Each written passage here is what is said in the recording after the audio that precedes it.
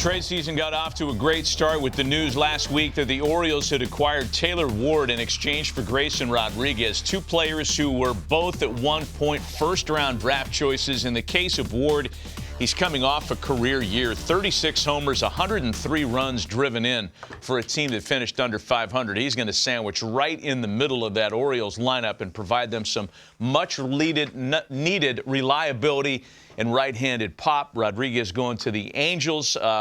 There are mixed opinions as to who got who in this trade. I think you and I agreed that it's a wait and see, but the initial take was great deal for both sides. I totally agree. I mean, you look at if the Angels need starting pitching, they got that guy.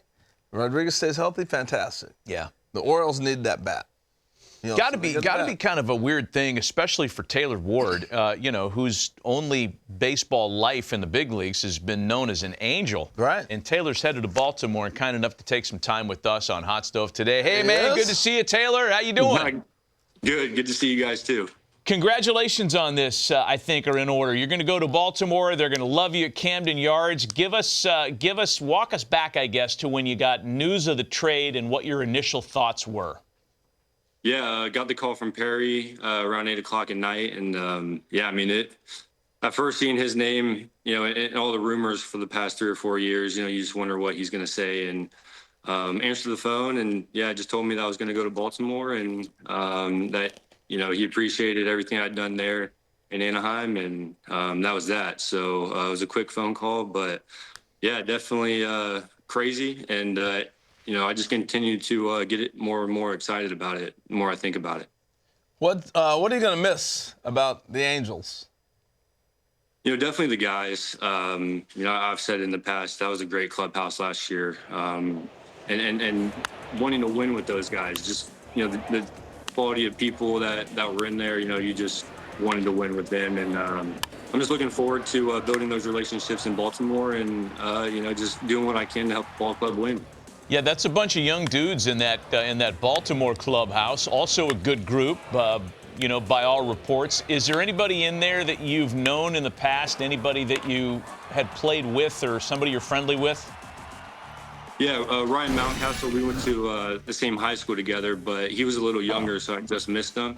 But he's definitely one that we keep in touch, and especially when I see him on the field when we're there or he's in town. But, looking forward to going back there and, talking to him and picking his brain on things and just, but other than that, there's not many other guys that I've known, just seeing them from the field and, all that. But, like I said, looking forward to building those relationships when I get down to Florida. Hey, a couple things for you here from me from a baseball perspective. One, everybody talks about that big left field in Camden Yards, but I'm sitting there going, he's going from Anaheim, playing in Oakland and playing in Seattle and all those tough ballparks out west. What are your thoughts about going east and playing in Camden Yards? Well, I'm definitely happy that they moved the wall back in a little bit.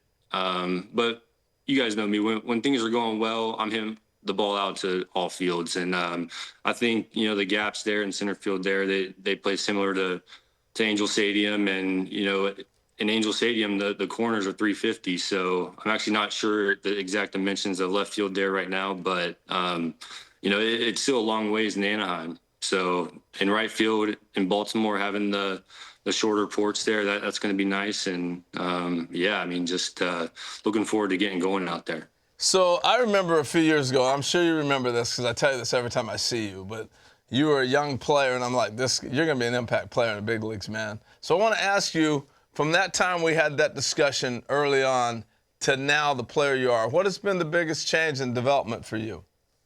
I think really just continuing to learn myself. That's the biggest thing. I think mechanics are so huge in hitting, and and that teeter-totter of things it's really fragile. So just really learning myself, knowing how I tick, and just trying to complete that foundation, and after that, getting a good pitch to hit, keeping it simple. Hey, how long did it take after the deal was announced, Taylor, for people to reach out to you on the Baltimore side? I'm sure all your Angels teammates sent you text, we're going to miss you, stuff like that. But I'm curious about the new teammates and specifically the manager there, new manager Craig Albernaz. Yeah, Craig called me that night. Got to talk to him for about 25, 30 minutes. So it was good to talk to him, pick his brain a little bit. And also Dustin, the hitting coach, has reached out to me. We've talked a lot too. And yeah, I mean, definitely some fiery guys, and I'm looking forward to playing under them. What's the hitting coach say to you? What you do best? He's trying to pick your brain, what you're thinking, or is he trying to tell you what he wants to incorporate? What was the conversation like?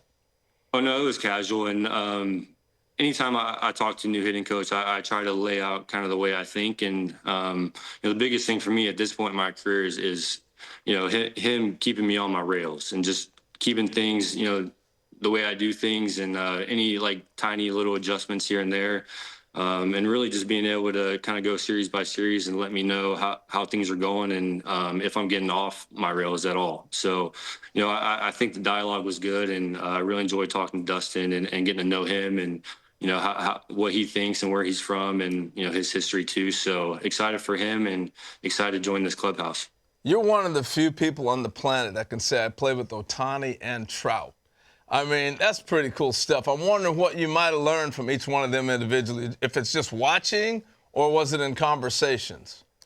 Well, obviously playing next to Mike in the outfield and picking his brain with how he does things, especially working with the wall and things like that. Just always picking his brain about it. He's one of the best out there. And with Shohei, really, I just sat back and enjoyed it. Watching his VP when he'd take it, watching his cage work, and just crazy how he can balance both pitching and hitting. But yeah, incredible players, and even getting to play with Albert Pujols, and how legendary he is too. And I mean, it's just Man, that's so grateful. Crazy, right? Pujols, Trout, Ohtani, three of the greatest players ever. You got to be around. That's cool stuff. How does your family feel about crab cakes, Taylor? Because I know your pops is trading his fish tacos for crab cakes. Your family's with you a lot, and how do they feel about this move? Oh, they're excited too, especially being on the East Coast, where games will start around 7 o'clock and not 9:40 at night. So they're super excited, and everyone loves crab cakes, so it'll be a perfect fit. Good stuff, man. Hey, we appreciate the visit. Congrats on this. We can sense the excitement that you have over kind of a new chapter in your baseball journey, and we wish you nothing but success in Baltimore. Looking forward to seeing you in that orange and black uniform. Thank you, guys, and it's always good to see you.